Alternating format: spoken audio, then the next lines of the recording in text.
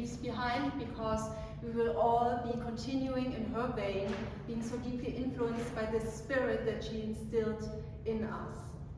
I'd like to start this evening by giving over the microphone to the Provost of the CUNY Graduate Center, Steve Everett. Steve, please come over and have the microphone.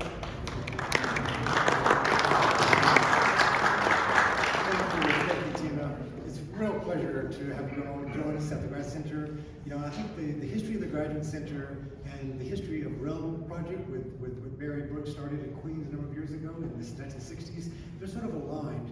When I think about what is the impact of the Graduate Center, you have to sort of start with what is happening at the Brooks Center, because that is really extraordinary what is happening in the field of music research.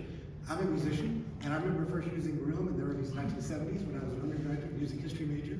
And then every single time that I've been moved into my career, whether it was a master's in music theory or a doctorate in composition, Realm was my partner throughout that entire exercise. And I felt like everything that I did about my curiosity about this field would not have happened without the Realm exercise. And watching what Barbara has done to Realm over that 30 years has been remarkable. I'm so glad last year we started a Javanese translating of that, because I worked in gamelan music for many years, and now that there's the translation for that. And the other day I was on the MGG online, and I was thinking about those days in undergraduate where I would be sitting in the library until midnight on Friday nights, looking at MGG with my German dictionary, trying to translate articles for my class the next day.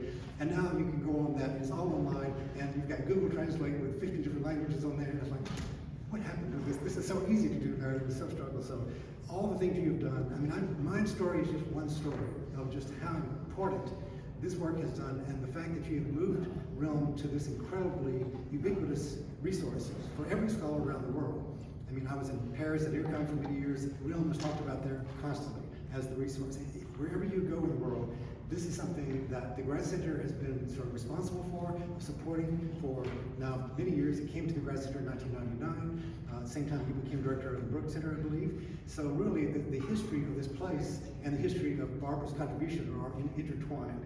So on behalf of the Graduate Center, I want to thank you for being a part of this institution for this long, and for really personally being a research assistant silent in my life, which you didn't even know you were helping me in my career, and I really appreciate that on a personal level.